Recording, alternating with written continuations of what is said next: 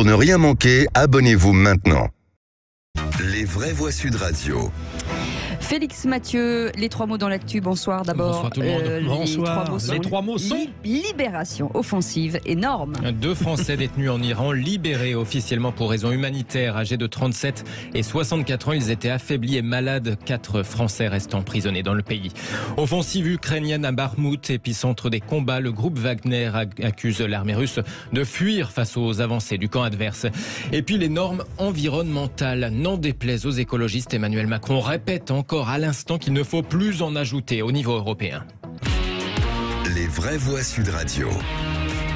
Arrêtés arbitrairement. Ils sont pour certains toujours privés d'avocats et de contacts réguliers avec leurs familles.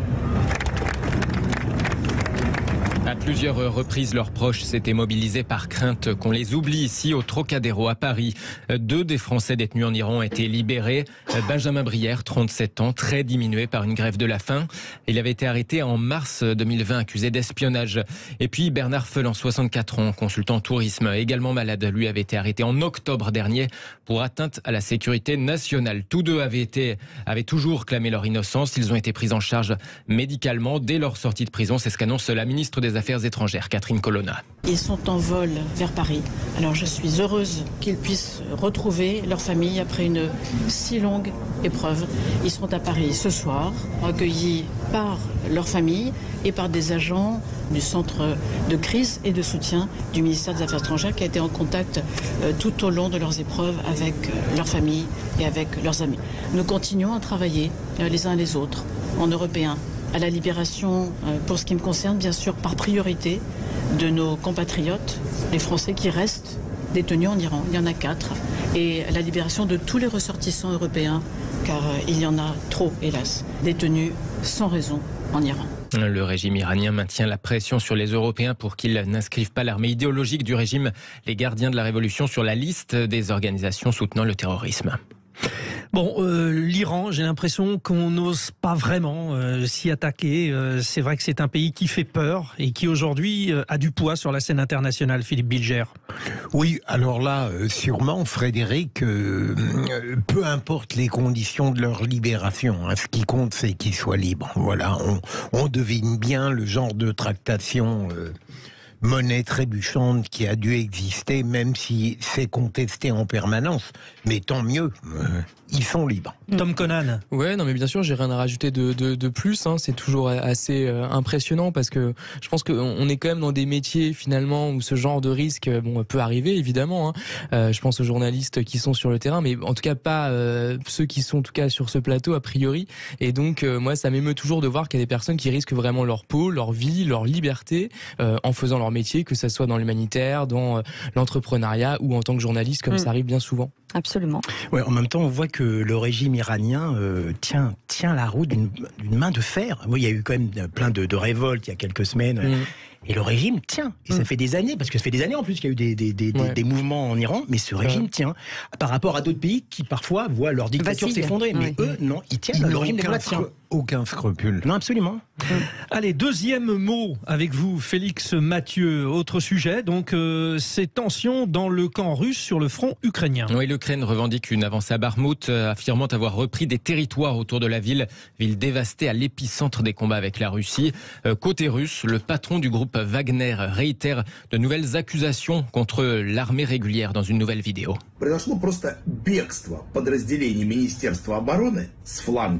Les défenses s'effondrent selon le patron du groupe paramilitaire. Les troupes régulières russes ont fui leur position, ajoute le responsable de la milice Wagner, affirmant aussi que l'état-major russe édulcore la situation auprès du Kremlin. Vidéo contre vidéo, en tout cas, communication contre communication, la réponse du porte-parole du ministère russe de la Défense.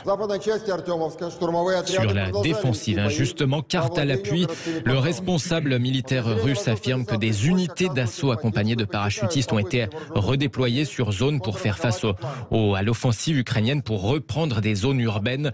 De son côté, la Chine envoie un responsable diplomatique spécial à partir de lundi en Ukraine, en Pologne, en France, en Allemagne et en Russie. Objectif de la Chine, discuter d'un règlement politique de la crise ukrainienne. Ça vacille un petit peu en Russie, Philippe Bilger. C'est très étrange quand même, cette polémique entre Wagner et l'État qui les paye. Est-ce que c'est une habileté pour faire croire qu'ils ne sont pas si proches l'un de l'autre? Est-ce que réellement ça va mal entre eux? Prigojine, le chef, a obtenu gain de cause. En tout cas, il a eu ses munitions. Apparemment, mais... Stratégie ou pas stratégie, en fait. C'est ça. Ouais. Tom? Ouais, moi, ce qui m'avait frappé, il me semble que j'ai vu tomber ça tout à l'heure, qu'il y a Zelensky qui n'est pas autorisé à s'exprimer pendant l'Eurovision. Donc ça m'a un peu étonné, parce qu'on avait parlé de l'Eurovision il y a quelques jours, justement, sur cette radio. Alors je ne sais pas quelle est la véritable raison derrière. Normal, oui, le concours Eurovision de la chanson, officiellement, le communiqué dit nous ne sommes pas une scène pour l'expression politique. Oui, bien sûr. Mais c'est vrai que c'est intéressant, parce qu'on voit finalement que tous les moyens sont utilisés pour pouvoir faire parler, continuer à faire parler évidemment de ce conflit. Oui, alors rapidement, c'est vrai, on se demande à quel jeu se livre le responsable de la milice Wagner, parce que c'est un jeu quand même un petit peu cynique, un petit peu... Il avait déjà annoncé avoir perdu beaucoup d'hommes, voilà, c'est ça. Des munitions. Franchement, on n'y comprend plus grand-chose. Est-ce qu'il se pose pas finalement peut-être en recours à Poutine, ce qui serait quand même terrible pour la situation actuelle? C'est peut-être possible, hein? Nous le dira. Enfin, Emmanuel Macron persiste et signe à propos des règles environnementales. Oui, il l'a redit il y a quelques minutes, il ne faut plus, selon lui, ajouter de normes environnementales après l'application du pacte vert de l'Union européenne. C'était lors d'une visite à Dunkerque où il vient d'annoncer 1,5 milliard d'euros d'investissement dans une usine de batteries lithium en partenariat avec un investisseur chinois.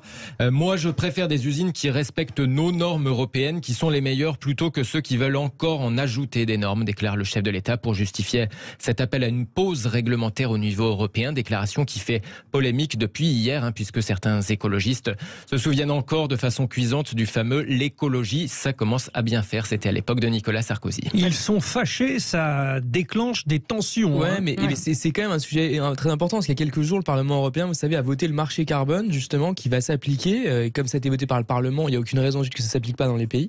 Et donc, ça va notamment concerner les entreprises et ensuite même les particuliers d'ici, je crois, 2027. Donc, en réalité, malgré cette parole, effectivement, de Macron, de toute façon, le Parlement européen, le droit européen continue à exister, quoi qu'il advienne. En réalité, en réalité, il agit toujours de la même manière, il avance, après il dit il ne faut pas aller trop loin. Là aussi, est-ce que c'est de la conviction, est-ce que c'est de la tactique? Il se positionne par rapport aux Allemands aussi peut-être, qui ne jouent pas toujours le jeu, il y a de ça.